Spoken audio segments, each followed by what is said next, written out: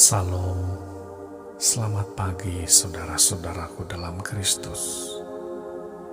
Bertemu kembali dalam renungan pagi, suara pengharapan. Tema renungan kita pada pagi ini adalah perjuangan hidup. Saudaraku, tidak ada kesuksesan yang diraih tanpa perjuangan. Tidak ada keberhasilan hidup tanpa peluh dan air mata. Ada sebuah kisah perjuangan di dalam Alkitab yang sungguh menginspirasi. Dalam kitab Injil Yohanes pasal 5 ayat 4-9 tertulis, sebab sewaktu-waktu turun malaikat Tuhan ke kolam itu dan menggoncangkan air itu, barang siapa yang terdahulu masuk ke dalamnya, sesudah goncangan air itu menjadi sembuh, apapun juga penyakitnya. Di situ ada seorang yang sudah 38 tahun lamanya sakit.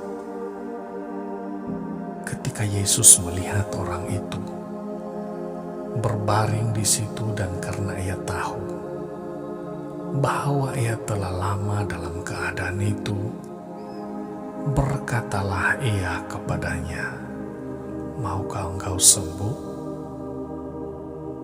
Jawab orang sakit itu kepadanya, "Tuhan, tidak ada orang yang menurunkan aku ke dalam kolam itu apabila airnya mulai goncang. Dan sementara aku menuju ke kolam itu, orang lain sudah turun mendahului aku."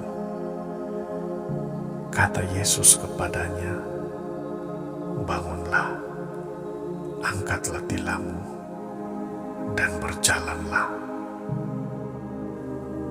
Dan pada saat itu juga sembuhlah orang itu. Lalu ia mengangkat tilamnya dan berjalan.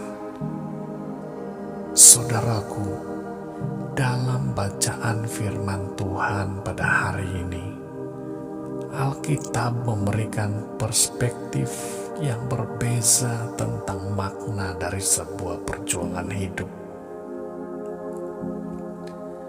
Di dalam bacaan ini dikatakan, di Yerusalem, dekat pintu gerbang domba, ada sebuah kolam yang bernama Betesda. Betesda ini memiliki 5 serambi. Di serambi-serambi itu berbaring sejumlah besar orang sakit, orang-orang buta, orang-orang timpang, dan orang-orang lumpuh. Di sana mereka menantikan goncangan air kolam tersebut. Dikatakan bahwa Allah membuat aturan main yang luar biasa, dan akal manusia yang terbatas sulit untuk memahaminya.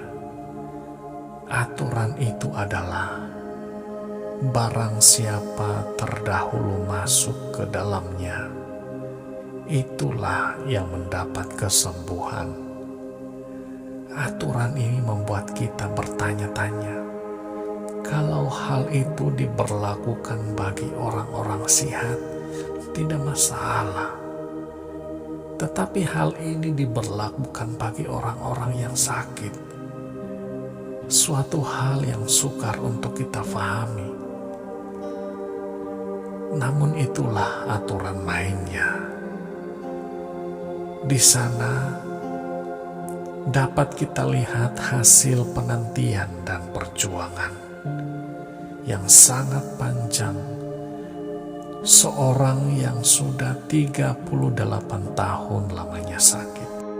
Satu hal yang harus kita ingat, manusia harus berjuang sedemikian rupa agar memperoleh berkat yang sudah disediakannya, yaitu kesembuhan. Jika kita hanya berdiam diri dan tidak pernah mencoba bertarung, berjuang bersungguh-sungguh, maka seumur hidup kita tidak akan pernah menyaksikan dan mengalami pertolongan Tuhan. Sakit, mengalami permasalahan, putus cinta, ditolak cintanya, atau apapun itu, bukanlah alasan untuk berdiam diri. Keterbatasan bukan pula alasan untuk berkata, "Oh, inilah nasibku." Tuhan mau kita berjuang dari keterbatasan yang ada, agar kuasanya makin nyata bagi kehidupan kita. Inilah prinsip firman Tuhan. Seorang pejuang itu harus memiliki hati yang tabah dan tidak mudah putus asa. Saudaraku, bayangkan 38 tahun itu bukan masa yang singkat. Tetapi orang sakit itu tetap setia berjuang. Andai kata dia berhenti berjuang dalam tempo 38 tahun itu, sudah tentu dia tidak akan bertemu dengan Yesus dan tidak mengalami pertolongan Tuhan. Tetapi oleh karena dia setia di dalam perjuangan, maka dia bertemu dengan Yesus dan mengalami pertolongan sehingga dia disembuhkan. Saudara, semakin kita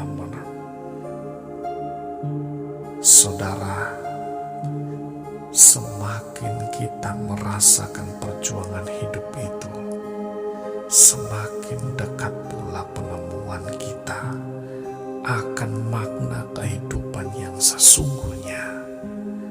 Walaupun kita terbatas, tetaplah berjuang agar kuasa Tuhan menjadi nyata dalam kehidupan kita. Haleluya. Tuhan Yesus memberkati kita semua. Mari kita berdoa. Bapa di sorga, kami bersyukur ya Tuhan, karena pada pagi ini Tuhan mengingatkan kepada kami bahwa kami harus berjuang dengan setia dalam kehidupan kami.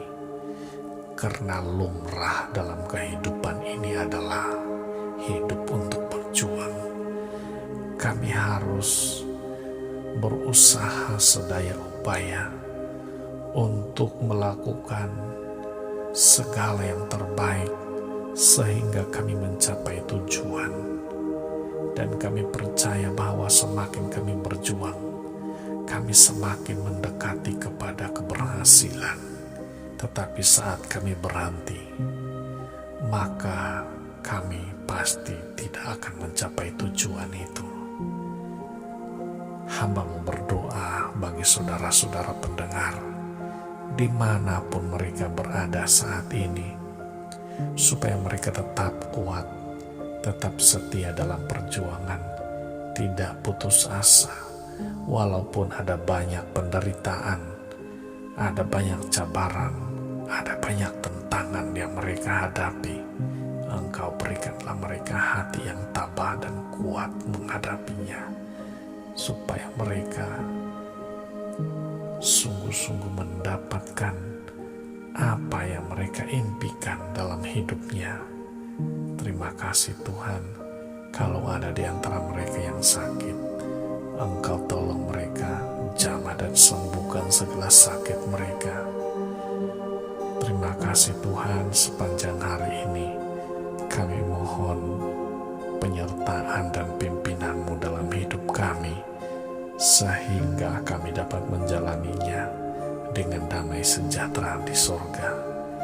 Terima kasih Tuhan, dalam nama Yesus Kristus kami sudah berdoa dan mengucap syukur. Amin.